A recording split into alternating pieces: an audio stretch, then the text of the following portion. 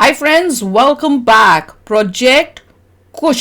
कुश है कि कुशा बोलेंगे? कुश बोलेंगे मेरे ख्याल से, कुशा है ना? कुशा, अच्छा चलो। क्योंकि अंग्रेजी में तो कुशा बोलते हैं, अब हिंदी में कुश होगा, मुझे तो यही लग रहा है। अगर ये लव कुश वाली लव बात कुश, है। हाँ तो लव कुश ही होगा। तो India impenetrable air defence system. तो चलो देखते हैं, कमाल का है। वीडियो शुरू करते हैं। वीडियो शुरू करने से पहले अगर आप चैनल पर नए हो और आपने अभी तक सब्सक्राइब नहीं किया तो जल्दी से पहले सब्सक्राइब के बटन और बेल आइकन को क्लिक कर लो ताकि आपको हमारे सारे न्यू वीडियोस के नोटिफिकेशन मिल जाएं जैसे हम अपलोड करें। अगर आपको वीडियो पसंद आता है प्लीज लाइक एंड शेयर। चलिए शुरू करते हैं। दोस्तों, भारत के एयर डिफेंस सिस्टम के बारे में कई सारी बातें हो रही हैं और कई सारी अफवाहें भी फैलाई जा रही हैं, या वो जानबूझ के फैलाई जा रही हैं। उदाहरण के लिए एक छोटी सी अफवाह कि भाई पाकिस्तान ने एक बहुत सस्ता सा 4-5 हजार डॉलर का एक ड्रोन भेजा और पाकिस्तान जानबूझ के सस्ते ड्रोन भेज रहा है कि भारत करोड़ों रुपए की मिसाइल उस ड्रोन को सेम इसराइल से बातें यही होती थी।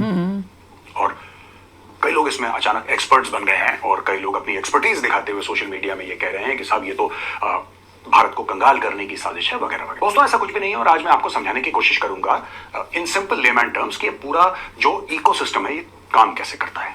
और हम शुरू करेंगे आकाश तीर के बारे में। आपने नाम सुना होगा। आकाश मिसाइल अलग है, आकाश तीर अलग है। आकाश तीर एक इकोसिस्टम है। वो कोई वेपन प्लेटफॉर्म नहीं है, लेकिन वेपन प्लेटफॉर्म से कम भी नहीं है। अब आप बोलेंगे बड़ी अजीब सी बात है कि वेपन प्लेटफॉर्म नहीं है लेकिन उससे कम भी नहीं है। देखिए, ऐसा होता है दोस्तों, जब हम अपने पूरे एडी के एफर्ट्स डालते हैं या एयर डिफेंस के प्लेटफॉर्म्स होते हैं तो उसमें कई सारी चीजें होती हैं। उसमें रडार भी होते हैं, उसमें सर्फेस टू एयर मिसाइल्स भी होती हैं, उसमें गन्स भी होती हैं, उसमें शोल्डर फायर्ड मिसाइल्स भी होती हैं, उसमें 10 किस्म की चीजें होती हैं और एक पूरा इकोसिस्टम होता है। तो जिसको हम सिचुएशनल अवेयरनेस बोलते हैं। कोई भी कमांडर है, उसको कैसे पता लगेगा, उसको कैसे समझ में बात आएगी? उसके पास कंप्यूटर जरूर है लेकिन सब चीज अलग अलग है ना। तो आपको फिर एक नेट में उसको लाना पड़ेगा, एक माहौल में उसको लाना पड़ेगा कि every platform speaks to the other platform. मैं आपको एक छोटा सा उदाहरण दे रहा हूं। आपके घर में एसी लगा हुआ है, एसी का एक कंप्रेसर है, एसी का फैन है, एसी में इलेक्ट्रॉनिक सर्किट्स हैं, एसी का रिमोट कंट्रोल आपके पास है। आप रिमोट कंट्रोल का बटन दबाते हैं और एसी अपने आप चलता है, लेकिन उसके अंदर ऐसे हजारों पुर्जे हैं जो आपस में बात कर रहे हैं या कम से कम आपस में कनेक्टेड हैं। अब उसी चीज को आप 1000 गुना ज्यादा एडवांस कर दीजिए। एसी से मैं आपको इसलिए इस चीज को जोड़ रहा हूं कि आप समझ जाएं एक ऐसी चीज से जो कि आप रोजमर्रा की जिंदगी में इस्तेमाल करते हैं। आकाश तीर एक ऐसा सिस्टम है दोस्तों जो सबको कोऑर्डिनेट करके बैटलफील्ड सिचुएशनल अवेयरनेस देता है किसी भी कमांडर को। कौन सी एरियल इनकमिंग थ्रेट है और उसको किस प्रकार से आपको मार गिराना है, यह बहुत इंपॉर्टेंट है। क्या वो क्रूज मिसाइल है, क्या वो बैलिस्टिक मिसाइल है, क्या वो आर्म्ड ड्रोन है या फिर वो रिकॉनेसेंस ड्रोन है, क्या वो फाइटर जेट है या वो एयर टू सरफेस मिसाइल है, वो है क्या? वो थ्रेट है जिसको आप कहते हैं कि एरियल थ्रेट। वो थ्रेट है क्या? What is the nature of that aerial threat? और एक और चीज, बैटलफील्ड में दोस्तों फॉग ऑफ वॉर होता है जहां पे मिसकम्युनिकेशन, मिस इंफॉर्मेशन, ये बड़ी आम सी बात है, राइट?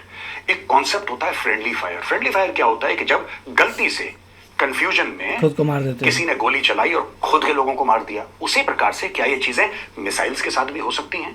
क्या ये चीजें एडवांस वेपनरी के साथ भी हो सकती हैं? बिल्कुल हो सकती है, बिल्कुल हो सकती है। और ये सारी फौजों के साथ होता है, with every army in the world. American army खुद इसका शिकार कई बार हो चुकी है। फ्रेंडली फायर, फ्रेंडली फायर, खुद का मिसाइल गया खुद के हेलीकॉप्टर में, ये हो चुका है।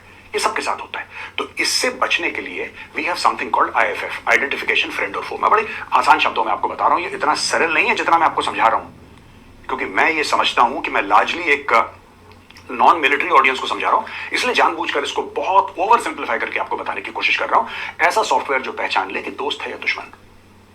सामने से थ्रेट आ रही है, आपको लग रहा है वो थ्रेट है, क्या वो दोस्त है कि क्या वो दुश्मन है? तो दोस्तों, ये है आकाश तीर, एक इकोसिस्टम। अब हम बात करेंगे क्विक रिएक्शन सैम का। Quick reaction, QRSAM, quick reaction surface to air missile. ये क्या है प्लेटफॉर्म? QRSAM दोस्तों एक ऐसा प्लेटफॉर्म है जो चलते चलते, यानी कि गाड़ी के ऊपर माउंटेड है और ये गाड़ी चल रही है on the move while mobile, ये एरियल थ्रेट को मैप कर सकता है। यानी कि एयर डिफेंस में हर एक थ्रेट के लिए एक अलग प्लेटफॉर्म बना हुआ है। ये पूरा जो वेब क्या है, ये लेयर्ड एयर डिफेंस क्या है, इस पर मैं थोड़ा बाद में आऊंगा, लेकिन QRSAM quick reaction surface to air missile. चलते चलते आपने लॉक ऑन करा टारगेट पे, आप थमे, आपने एंगेज करा, आप वापस चले गए। थमने की क्या जरूरत थी? ये बहुत चलते जाओ। वेरी वेरी इंपॉर्टेंट, ये जो कैपेबिलिटी है बहुत इंपॉर्टेंट है। अब दोस्तों हम बात करते हैं आकाश मिसाइल की। सबको पता है 25 किलोमीटर का रेंज है आकाश का, लेकिन आकाश एनजी क्या है? आकाश एनजी के बारे में कई सारी बातें हो रही हैं। Akash NG, NG means new generation, और आकाश एनजी प्लेटफॉर्म एक इंप्रूवमेंट है आकाश मिसाइल पर। उसके बाद वाला जनरेशन का ये एक प्लेटफॉर्म है, और ये 120 किलोमीटर से पकड़ लेता है थ्रेट को, आइडेंटिफाई कर लेता है, और 80 किलोमीटर के रेंज पे ये थ्रेट को न्यूट्रलाइज कर देता है। यानी कि जो सिस्टम 25 किलोमीटर के थ्रेट को न्यूट्रलाइज करता था, वही सिस्टम 3 गुना से ज्यादा डिस्टेंस पे थ्रेट को न्यूट्रलाइज कर देता है। और इस प्लेटफॉर्म का नाम है आकाश एनजी।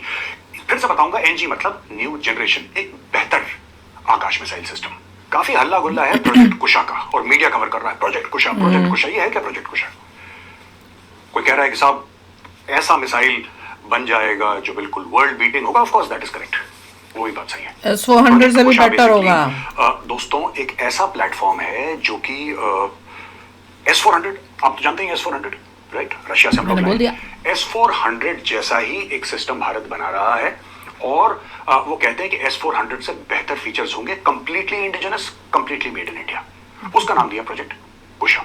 अब प्रोजेक्ट कुशा में अभी 12 से लेकर 18 महीने लगने हैं उसका एक प्रोटोटाइप बनाने के लिए। अच्छा, क्योंकि अभी प्लानिंग स्टेज पे है। अब सरकार ने उसकी फंडिंग स्पीड करी, कर लो। सरकार ने बोला गो अहेड, तो आप उसका पहले बनाएंगे, यानी कि डीआरडीओ, आपसे मेरी मुराद डीआरडीओ बनाएगा उसका प्रोटोटाइप। और प्रोटोटाइप बनाने के बाद उस प्रोटोटाइप की टेस्टिंग होगी। उसमें आर्मी, एयरफोर्स वगैरह जितने भी स्टेक होल्डर्स हैं, सब बोलेंगे यार ये हमें पसंद नहीं आया। तो ऐसे होता है, Of course. प्रैक्टिकली ऐसे होता है, जहां पे एक्सपर्ट्स आते हैं बोलते हैं यार ये जो आपने बनाया क्या ना, चीजें इसमें बेटर हो इस सकती है? सिचुएशन में कैसे काम करेगा ये बताओ। नहीं साहब इस सिचुएशन नहीं, वो फिर बिल्ड इन करो इसमें। वी वांट दिस कैपेबिलिटी, इसका रिएक्शन टाइम थोड़ा सा और कम करो। हम चाहते हैं कि फट से हो जाए, हम चाहते हैं 3 सेकंड के अंदर, 2 सेकंड हर चीज ऐसे बनती है, हर चीज। जो भी वो चाहते होंगे इस सॉफ्टवेयर प्लेटफॉर्म भी से। ऐसे बनता है। अब इसमें फायदा ये है कि आपको S-400 की कैपेबिलिटीज पता है। अगर S-400 की कैपेबिलिटी 100 है, तो 100 पैरामीटर्स में आप जज कर सकते हैं कि इसको बेहतर होना है।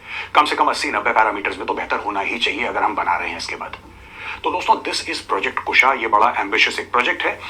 जैसा मैंने बताया 12 से बहुत लेकर 18 excited महीने हूं। इसमें लगेंगे प्रोटोटाइप बनाने में। फिर करीब 16 से लेकर 36 महीने आप लगा लीजिए, तकरीबन 3 साल इसकी टेस्टिंग होनी है। और टाइम है। और टेस्टिंग जो होती है दोस्तों बहुत रिगरस होती है। There are hundreds and hundreds of tests and reiterations and papers, and आप ये देख लीजिए कि सिमुलेटर में टेस्ट होंगे, फिजिकल टेस्ट होंगे। They will take it everywhere, they will take it everywhere. हमें हाई एल्टीट्यूड में बताओ करके, हमें डेजर्ट में बताओ करके, हमें जंगलों में Good. बताओ करके, सारे के सारे टेरेन्स पे इसकी टेस्टिंग होगी। और तब जाके दोस्तों आज से तकरीबन 4 से लेकर 5 साल के बाद, if all goes well, then India will get into production of this Good. Platform. क्या प्रोजेक्ट कुशा कल आने वाला है? नहीं, नहीं, ये जो फाइनल प्लेटफॉर्म बनेगा इसमें समय लगेगा। हर एक प्लेटफॉर्म में समय लगता है। VLSR-SAM, vertically launched short range surface to air missile, ये एक और किस्म की मिसाइल है दोस्तों।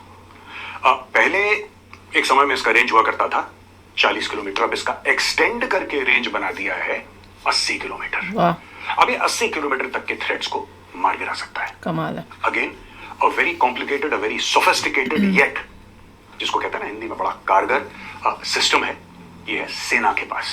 और दोस्तों एंड में मैं बात करना चाहता हूं ब्रह्मोस मिसाइल की, क्योंकि सब लोग कहते हैं साहब कि ब्रह्मोस के बारे में नहीं बताया। ब्रह्मोस के बारे में देखिए ऐसा है, आज की तारीख में जो ब्रह्मोस का रेंज है वो है तकरीबन 250 से लेकर 300 किलोमीटर। आप 300 किलोमीटर पकड़ के चलिए, ब्रह्मोस का रेंज है। अब एम ये है कि इसको 800-900 किलोमीटर तक बढ़ाना है, और ये बहुत जल्दी होने वाला है। इस पे ऑलरेडी काम चल रहा है। ये एडवांस वर्जन ऑफ ब्रह्मोस है। आप एक किस्म से इसको न्यू जनरेशन ब्रह्मोस भी कह सकते हैं।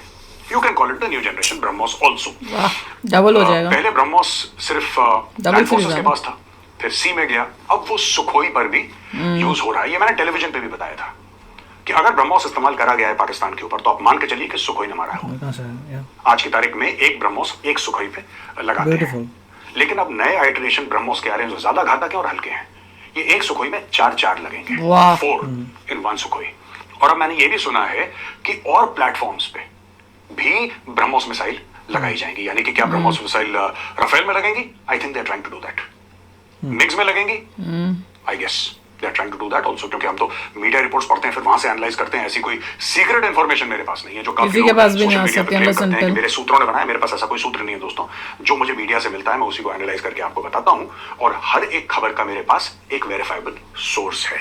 तो ये मैंने सोचा कि 4-5 सिस्टम्स के बारे में आपको बता दूं। प्रोजेक्ट कुशा के बारे में बड़ा एक्साइटमेंट है, जब से मीडिया ने कवर करना शुरू करा है। This will still take some time, लेकिन ब्रह्मोस की जो खबर है that is going to happen much much faster. एक एग्जिस्टिंग प्लेटफॉर्म आपके पास, एक एग्जिस्टिंग टेक्नोलॉजी है, उसको और स्पीड वाला बनाना।